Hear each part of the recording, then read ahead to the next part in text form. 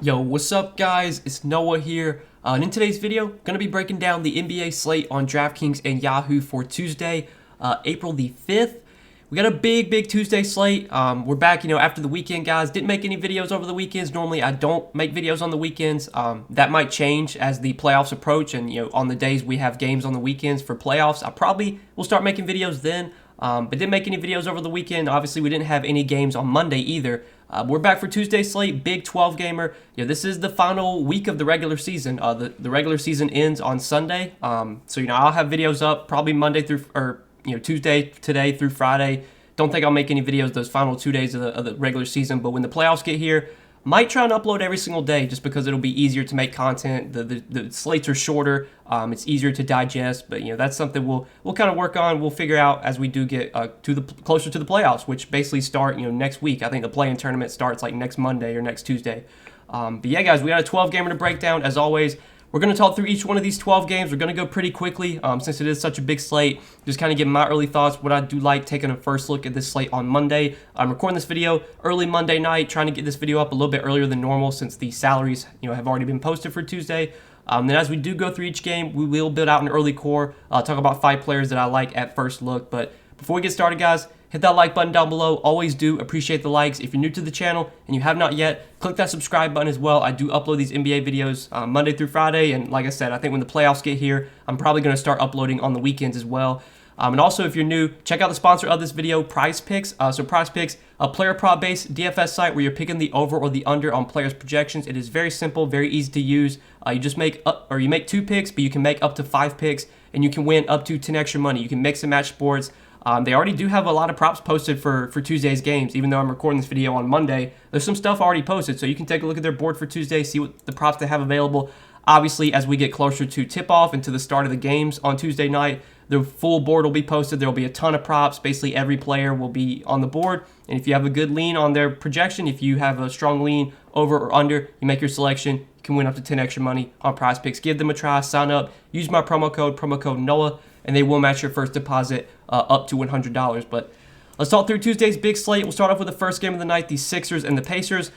So looking at the Sixers today, at the top here, you got Joel Embiid coming in at 12K. I think Embiid on this slate does stand out as a very good pay-up option. Obviously, with such a big slate, there's a lot of pay-up options today, but Embiid should dominate here. I mean, against Indiana, they have no one to stop him. We've seen Indiana give up a lot of big games to opposing centers this season, especially since they lost Miles Turner and Sabonis. Their defense has just been terrible, so I think it's a great spot for Embiid. A little bit of blowout risk here, but if the game stays close, I do expect Embiid to play a lot of minutes. I think Philly, something we'll need to keep an eye on the final week of the regular season is definitely want to keep an eye on which teams have something to play for. And I think Philly, they're still fighting for playoff seeding, so they're going to be going all out trying to win these games, and I expect Embiid to play big minutes here. Definitely in play in a good matchup. Harden, I don't mind either. Obviously, he hasn't shown the same ceiling that Embiid has. He also hasn't shown the same consistent floor, but we know Harden can still put up big games any night. Obviously, the matchup's really good. He's nothing more than like a contrarian option for me, though, and that's probably it from Philly. I don't think on a big slate I'm going to really play anyone else on this team. And then on the other side with Indiana, lot up in the air right now with Indiana. They're basically listing guys questionable every single day. Malcolm Brogdon, he's been listed for questionable for rest for literally 3 weeks now, and he's yet to play. So at this point, I think Brogdon's just going to sit out the rest of the season. I don't really see why they're going to play him here. So I'm expecting Brogdon to be out. Goga, I would assume he does play. He did play last game. He got injured. So this will be something to monitor. Obviously, the matchup against Embiid is not really one I want to attack. There's a lot of foul trouble risks there as well. Just don't see much I'm loving on Indiana today. Now, maybe if Goga sits, then we could look to Jalen Smith, Isaiah Jackson. But again, foul trouble risk against Embiid. I don't love the matchup here. Don't really think I'm going to be going to many Pacers. Worth noting that TJ McConnell is on the injury report for questionable. He hasn't played in months. I don't really know how many minutes McConnell would play here if he returns, but obviously McConnell is a really good point per minute player. But I think now that they have Halliburton, McConnell probably doesn't get a ton of run anyways. Even if he does play, it's just not much I'm liking on Indiana. Maybe if Brogdon sits, which I'm assuming he will, you can maybe go to Halliburton, maybe Buddy Hield. Not loving a ton from the Pacers today, though. Let's move on to the next game, Cleveland and Orlando. So looking at Cleveland today, they are another team that's still fighting for playoff seeding, so they're going to be trying to win games. They're going to be going all out. I would expect Darius Garland to play really big minutes here if it's a close game. Matchup against Orlando is definitely good. I mean, he's crushed against Orlando this season, putting up an average of over 52 DK points per game against them through 2 games. No issue with Garland here. It's just that with it being such a big slate, I think there's other studs I'm going to prioritize paying up for. Jared Allen, it looks like, is questionable. We don't really have any update on Jared Allen, but right now I don't think he's listed as out yet on the injury report. We do know that Evan Mobley is out, though. I would think if Jared Allen returns, like, he might be on some sort of minutes limit, so doubt he's really going to be playable. And like Karis LeVert is 7K, like he was cheap for a while. Now his price tag's come up a lot, so not really interested there. Kevin Love just hasn't been playing that well, which, you know, without Mobley and Allen, I really thought Kevin Love was going to have a really big role, and he just hasn't. Hasn't been super productive. So yeah, I'm not seeing a ton of love on Cleveland. You know, maybe if Jared Allen sits again, you could look to Moses Brown. He's actually been pretty good in the games he started lately without Allen and Mobley. The minutes have been decent, 21 against Dallas, 26 against Atlanta, played 30 minutes against New York, but I think that was a blowout. And then he played 20 minutes last game against Philly. Would think he plays like 22, 24 minutes here. It's a big slate. I have a feeling there's going to be other value plays that open up, but Moses Brown is playable if Jared Allen remains out. And that's it for Cleveland. On the other side with Orlando, man, like they're a team right now. I am literally just not. I'm just full like avoiding. That could change for today, though, because right now, like, Cole Anthony's questionable, Franz Wagner's questionable, Jalen Suggs is questionable, and then Wendell Carter Jr. has already been ruled out. So, like, if all these questionable guys sit, then there will be some guys worth targeting from Orlando. You know, they're really spreading out the minutes right now. They're running like a 12-man rotation every single game. They're not playing anyone big minutes. We've seen Cole Anthony. His minutes have been really cut down. Like, he hasn't played more than 30 minutes in now, 4 straight games. He got hurt last game. And then Franz Wagner, the game before that, got hurt. His minutes have been down. Like, it's just, this is not a team I really want to be loading up on, but there could be some value here if all these questionable guys sit. Like, we could maybe look to RJ Hampton. We could maybe look to Markelle Fultz.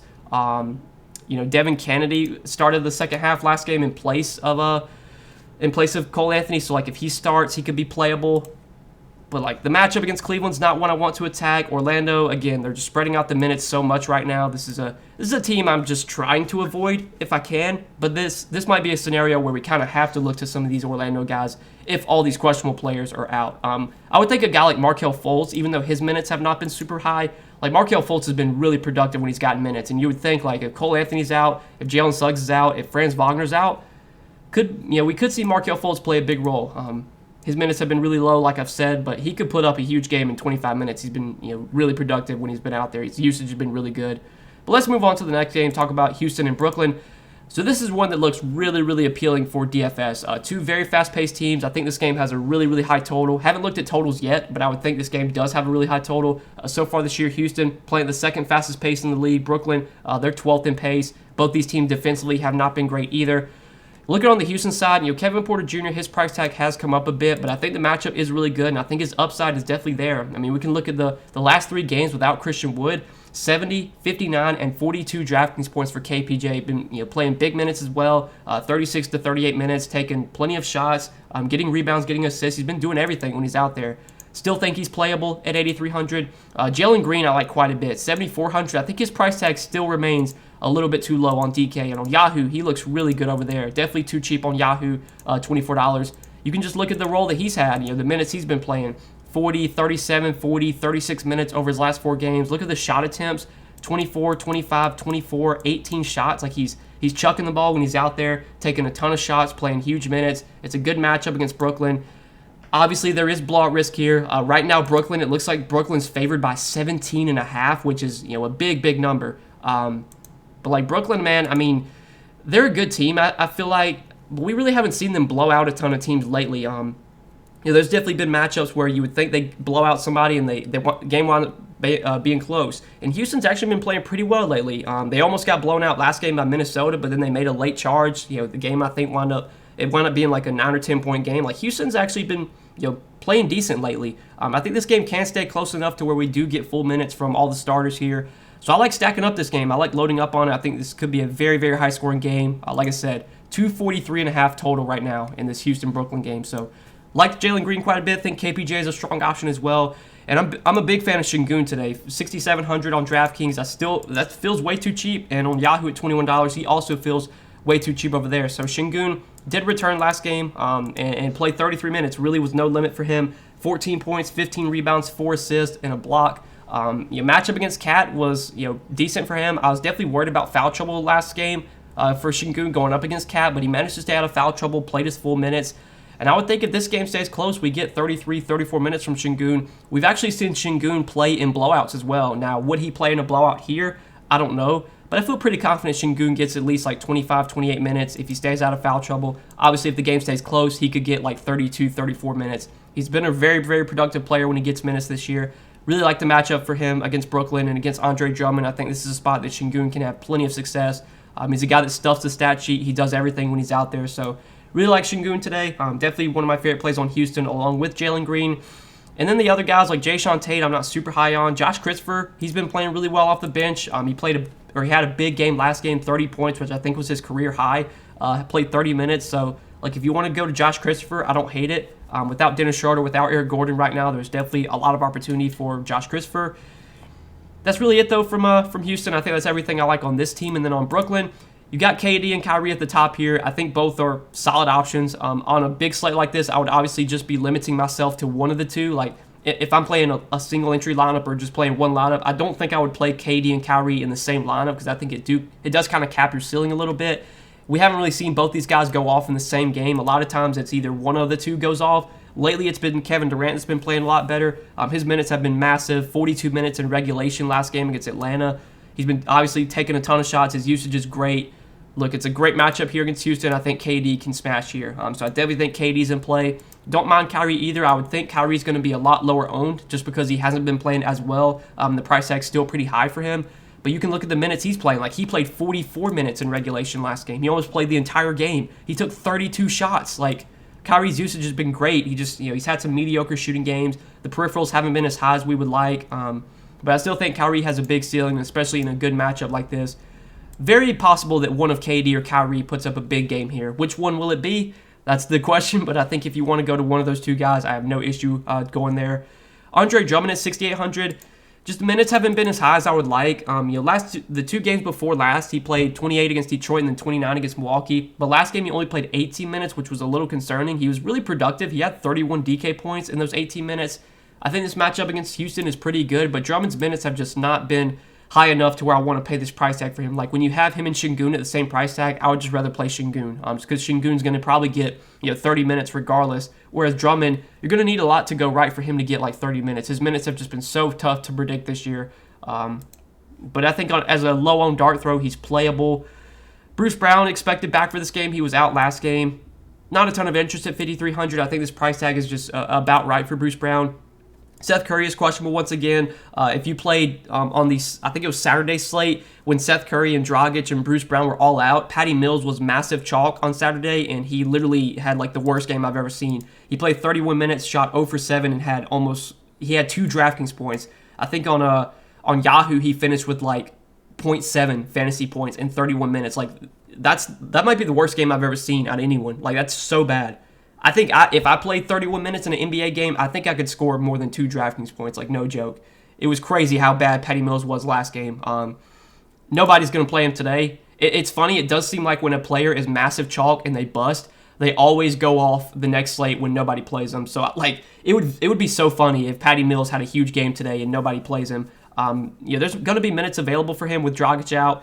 If Curry sits as well, there's going to be minutes for Patty Mills, but I'm not going to go there. I don't really see much I'm liking on Brooklyn outside of the main guys. Drummond's playable, but that's probably it here from Brooklyn. So let's go to the next game, Charlotte and Miami. Looking at Charlotte today, they're another team that I think is still fighting for playoff seeding. They are officially going to be in the play-in tournament, but right now they're the 10 seed, and I think they can still move up to the 9 or move up to the 8. With the play-in tournament, with how it's set up, you want to try and get the 7 or 8 seed, because that way if you get the 7 or 8 seed, you can lose that game and still have an opportunity to make the play-in or playoffs, because basically the winner or the 7 and 8 play each other. The loser plays the winner of the 9 and 10. So if you're a 9 or a 10 seed and you lose the play-in game, you're done. But if you're the 7 or the 8 seed and you lose, you still get another chance. So Charlotte's really trying to win so they can get either the 8 or the 7 seed. I think right now they're the 10 seed. They're going to be going all out to win this game. We're going to get big minutes from LaMelo, big minutes from Miles Bridges, big minutes from Terry Rozier. But the matchup's really tough against Miami. Miami's a team I don't really like to attack, so I'm not loving a ton here. Plus, Gordon Hayward's back. Worth noting that Gordon Hayward is only 4,800 on DraftKings, which is really cheap. But he only played 17 minutes in his first game back. It was a blowout. I would think Gordon Hayward's going to be probably on a minutes limit again. He came off the bench last game, so like if he doesn't come off the bench and he starts, then maybe he's not going to be limited. And like if we get a full go from Gordon Hayward at 4,800, like that's kind of interesting. LaMelo again, like he always has big upside, but I think this is a tough matchup against Miami. Same goes for Bridges and Rozier. Wouldn't be surprised if somebody does well from Charlotte here, just because if the game stays close, you'll get big minutes from most of their main guys. But the matchup's tough, and I just don't see a ton I'm loving today on Charlotte. And then on the Miami side, it's a really good matchup here for Miami. We know Charlotte plays fast. They haven't been great defensively this season. Yeah, there's a lot of question marks right now with Miami. They've got like half their damn team questionable. Kyle Lowry, PJ Tucker, Gabe Vincent, Dwayne Dedmon, Caleb Martin are all questionable. So this will be something to monitor. I think the big news is definitely Lowry, just because if Lowry sits, that opens up more opportunity for Jimmy Butler, for Bam Adebayo, for Tyler Hero specifically. Maybe if Lowry sits, we could look to one of those guys. We could maybe look to like Gabe Vincent if he plays. I would think if Lowry sits, that Gabe Vincent would maybe start. I don't know what they would do with the starting lineup, but Gabe Vincent can maybe start, and he would become a viable, cheap option at 3,500. Hero would get more opportunity off the bench, would get more usage, play a few more minutes as well. Like he'd be playable. I think Jimmy Butler would get the biggest boost just because when Lowry is out, Jimmy Butler normally, he's kind of like the primary ball handler. He'll slide down and start at point guard. So like at 8,400, if Lowry sits, I do have a good amount of interest in Jimmy Butler today. I think he's a solid option. I think it's a great matchup for Bam. It's just when Miami's fully healthy, it's always tough to predict which one of the guys is going to have a big game. Bam lately hasn't been having many games. He's had back-to-back stinkers against Chicago and against Toronto. But he's crushed against Charlotte this season. He's played them 3 times this year, and he's averaged over 50 DraftKings points per game against the Hornets. So Bam, seems to always do well against Charlotte. He's definitely in play today. I would like him a little bit more if Lowry sits, but that's really all that I'm looking to on Miami. Next game, though, we'll move on to Atlanta and Toronto. So Atlanta, I think they're another team that's going all out right now. They're fighting for playoff position. They're fighting for the 7 and the 8 seed, so they're going to be trying to go all out and win this game. Trae Young should play big minutes here if it's a close game. I don't love the matchup against Toronto. Toronto does a really good job of slowing down, guards and guys that are primary ball handlers. Like the number one option on a team, like Toronto does a good job of slowing down the number one option on the opposing team. So I think it is a tougher matchup for Trae. But Trae's been so good lately. He's been playing so many minutes. He's taken a ton of shots. Usage is obviously great. He's a contrarian option for me, but definitely playable. Not loving a ton from Atlanta, though. Like Clint Capella, 6,500. Had a good game last game, 31 DK points in 30 minutes. He's had some good games lately. 44 against Cleveland in limited minutes, 45 in 31 minutes against Indiana, 41 fantasy points in 31 minutes against Golden State. I would think if this game's close, we get like 30, 32 minutes from Capella. He's just a contrarian option for me. Yeah, that's probably it from Atlanta. I'm not seeing a ton that I love here, to be honest with you. And then on the Toronto side, we kind of know the deal with Toronto. If it's a close game, you're getting big minutes from Siakam, Van Vliet, Scotty Barnes, OG if he plays, and then Gary Trent. At their price points, I don't think any of them stand out as priority plays today. If I had to pick anyone on a Toronto to play, it probably would be either Siakam or Van Vliet, just because I think they offer the most upside. Siakam, we know, always offers a big ceiling. We know the minutes are going to be massive if the game's close. Don't love the matchup going up against Capella, but I think Siakam is a playable option today. Van Vliet at 8,100. I don't have an issue going there either. He's been playing better lately. Obviously, minutes have been huge for him as well. He might be my favorite Raptor if I had to go to any one of the main guys. And Scotty Barnes, if OG sits, Scotty Barnes would look a little bit better. Gary Trent would get a small boost. Really, if OG's out, that would just give a small boost to all these starters. But in general, I don't think there's really any standout plays or core options coming from Toronto for me. So let's move on to the next game, Milwaukee and Chicago. So looking at Milwaukee today, we know the deal here. Giannis is probable. He's expected to play. So with Giannis probable and expected to be in, I think in this matchup against the Bulls, he's a very strong pay-up option. I think this is definitely a spot where Giannis should have a ton of success. The Bulls have just been terrible stopping Giannis this year. Giannis has crushed against Chicago. Last game when they played, it was a blowout, and he only played 30 minutes, and he still scored almost 60 DraftKings points. So I think Giannis looks like a top pay-up option today. He's definitely one of my favorite pay-up options, pretty much any slate he's on. And the rest of Milwaukee, I'm probably just fading. I really don't see anything else I like here. Giannis is the only guy I really like at his price tag. And then on the other side with Chicago, it's a really big slate, so I don't think anyone on Chicago stands out. The big three here with DeRozan, Levine, Vooch, again, we say the same thing in every video. One of these guys might have a good game. If I had to go to one of them, it probably would be DeRozan just because he's been the most consistent and he seems to offer the biggest ceiling. But I don't think there's any standout plays coming from Chicago today. I'm not loving a ton here, so let's move on to the next game. I think we got, 6 more to go, so we're halfway through. We got through 6, now we got 6 more. I'm going to, again, try and go through these quickly. So next game, Washington and Minnesota. Looking at Washington today, another team that I don't see a ton that I love. Matchup against Minnesota is decent. Minnesota does play at a fast pace. Actually, they're leading the league in pace this season.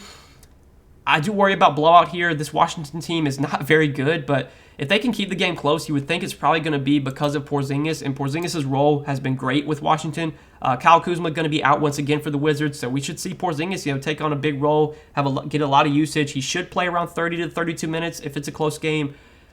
He's a fine option at 8,900. He's probably the only guy I'm really looking to on Washington. I don't think I'm going to anyone else on this Wizards team, just not on a big slate. I don't really want to play KCP or Deni Avdija or Rui. These guys just don't offer enough upside.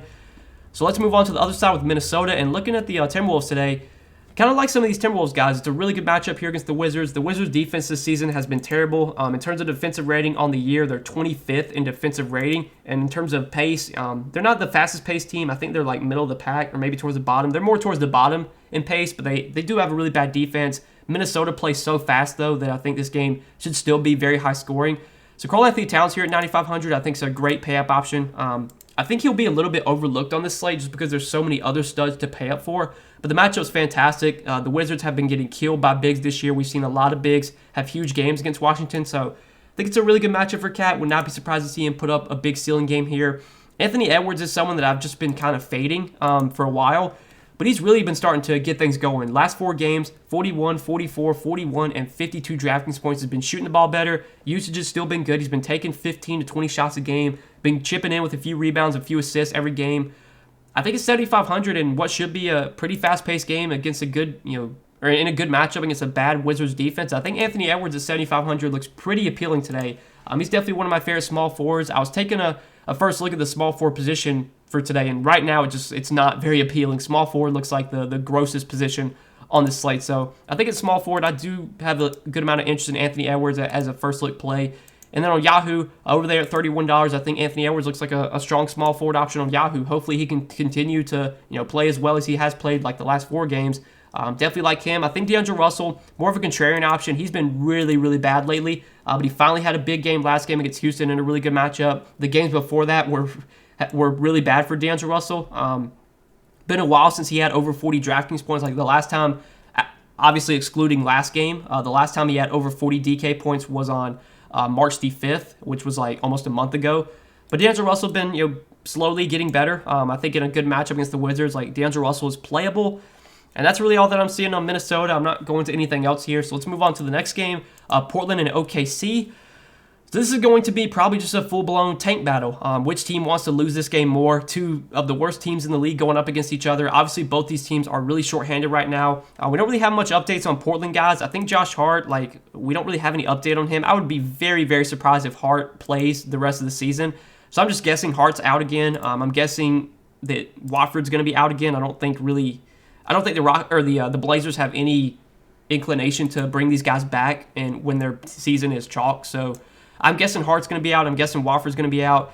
Portland does still have a lot of bodies. They still have 10 or 11 guys. So there's not a ton that stands out here. The matchup against OKC is really good. But I'm not loving much on Portland. Like Eubanks, his role's been really good, but he's also 7,500 now.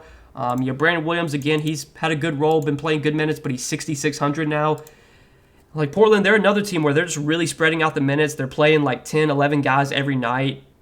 Even in a good matchup against OKC, I'm not loving much on Portland today.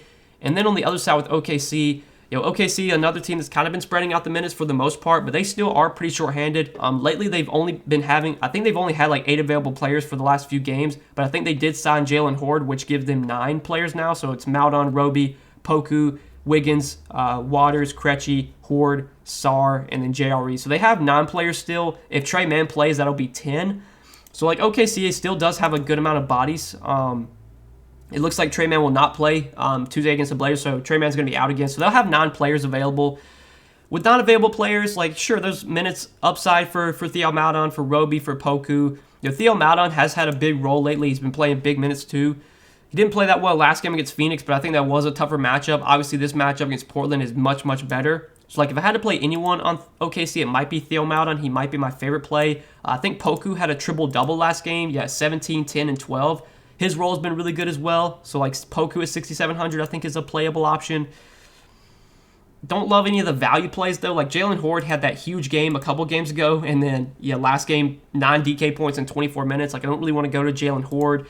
Sarr hasn't been getting enough run to where I think he's that viable. I mean, he's been really productive, but the minutes have not been super, super high.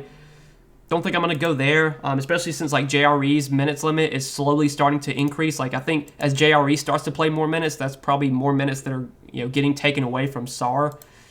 So I think that's it for OKC. That's everything that I see in this game. Again, this is going to be a full-blown tank battle. Like I don't really want to be loading up on two teams that obviously are trying to lose games right now. So let's move on to the next one, San Antonio and Denver. So San Antonio going to be without DeJounte Murray once again, who's been out for, I think, the last 2 or 3 games. Murray was a late scratch on Friday, and then he did not play again on Saturday, and they've already ruled him out for Tuesday's games, or maybe it was Sunday that he didn't play. Yeah, it was Sunday. So he's been out the last 2 games. He's going to be out once again. With him out, I mean, the biggest beneficiary has definitely been Tre Jones, and at 4K, I mean, Tre Jones is the best value play on the slate right now. Last 2 games without DeJounte, he has started, played 33 and 34 minutes, and has put up 32 and 40 DraftKings points. I mean, he's been really productive as a starter this year. Without DeJounte, the numbers are very good for Tre Jones, and the price tag just doesn't make any sense. I don't know why he's 4K. So love Tre Jones today. Definitely one of the top value plays on Yahoo. He's still pretty cheap over there, $16. Like him quite a bit on both sides. And then Keldon Johnson, he's another guy that's really been benefiting without DeJounte. Last 2 games against Portland, the first game against Portland on Friday was a blowout. Only played 27 minutes, but was really productive, had 37 DraftKings points.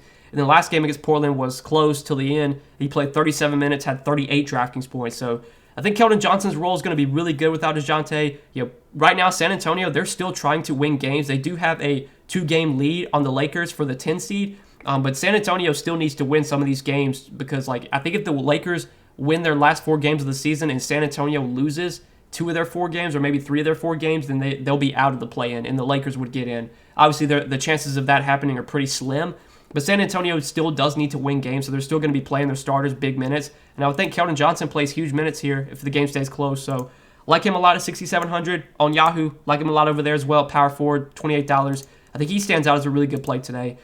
And then like Jakob Poeltl, going up against Jokic, don't love the spot for Jakob Poeltl, probably going to be avoiding him. But I think guys like Devin Vassell, Josh Richardson, Lonnie Walker, they all get little boost without DeJounte, and they're playable. But I definitely think Tre Jones and Keldon Johnson are my 2 favorite plays on San Antonio today. And then on the other side with Denver, Nikola Jokic at 12.5, one of my favorite pay-up options as well. I think him and Giannis are probably like 1A and 1B for me in terms of spins. Jokic has just been incredible. Over 70 DraftKings points now in 5 straight games. I mean, you look at that game log. 70, 72, 70, 75, 77. The consistency's there. The production's always going to be there. The usage is massive for Jokic. The matchup against San Antonio, I think, is really, really good. San Antonio is going to have no answer for Jokic. So, especially if a lot of value opens up as the day goes on, Jokic will definitely be the stud I try and prioritize paying up for. And outside of Jokic, I don't think I'm playing anyone else on Denver. It's really just Jokic that stands out. So let's move on to the next game, Memphis and Utah. Looking at Memphis today, obviously they rested all their starters on Friday. I would think that everyone's going to be back for today, though. We don't really have an update yet, but I would assume that everyone's going to be back. So if everyone is back for Memphis, there's not much that stands out here. Obviously, Ja Morant is still out, but the price tags have adjusted for that. Like, everyone's been priced up for their roles now without Ja. And the matchup against Utah is not one that I love attacking, so I'm really just kind of going to be fading Memphis today. Not a ton stands out here. Tough spot. Price tags are up. Don't love many Grizzlies. And then on the other side with Utah, when Utah's fully healthy, they're not a team I usually get a ton of exposure to either. Now they have Bojan back playing his normal minutes, so like I don't love much on Utah today. This game in general is one I'm probably just going to be avoiding for the most part. If I was going to play anyone on the Jazz, it probably would be like Donovan Mitchell or Rudy Gobert, but neither one of them stand out at their price tags. Bojan at 5K kind of looks appealing. Like, he should play 30 to 32 minutes here if it's a close game. His minutes got up to 31 last game. Since he's come back from his injury, he's played 22 and 31 minutes. So you'd have to think he probably plays 31 or more minutes today.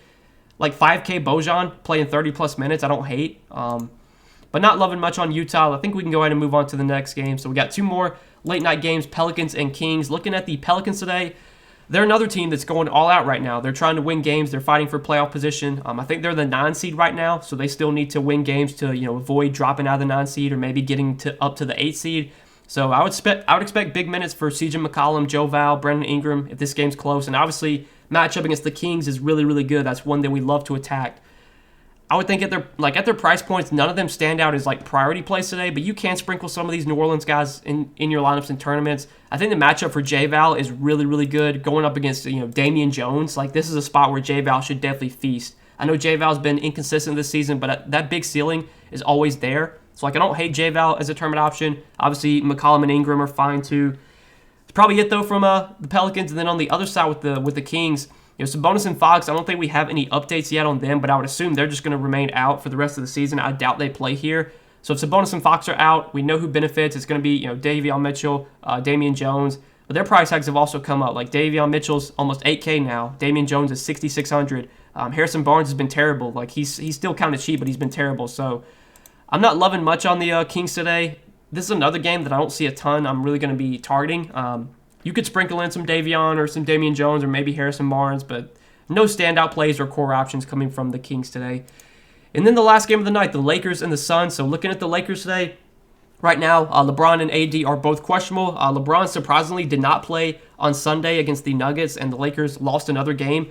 Looks like the Lakers' chances of making the play-in are slowly dying out. Like I said earlier, I think for the Lakers to make the play-in, to get the 10 seed, they're going to have to win their next 4 games. So they have 4 games left. They're going to have to win all 4 of those games, and then they're going to have to get help too. They're going to have to, or the Spurs are going to have to lose like 2 of their 4 games, or maybe 3 of their 4 games. So I'm pretty sure like the next loss, maybe not this game, but the next game, if they lose like this game and the next game, the Lakers are like their season's over with. They're officially eliminated. The chances of them making the play-in are slowly dying out anyway.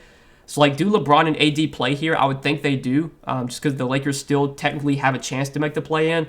But the matchup against Phoenix is not ideal. There's obviously blowout risk here. Like, the Lakers have just been a terrible team this season. They've been a huge disappointment, man. I'm a Lakers fan. It's just been tough to watch. So, I'm not loving much on the Lakers today if LeBron and AD are in. If LeBron and AD are out, then, maybe we go to Westbrook. Maybe we go to Malik Monk. But, again, tough matchup against Phoenix. Not a spot I really want to attack.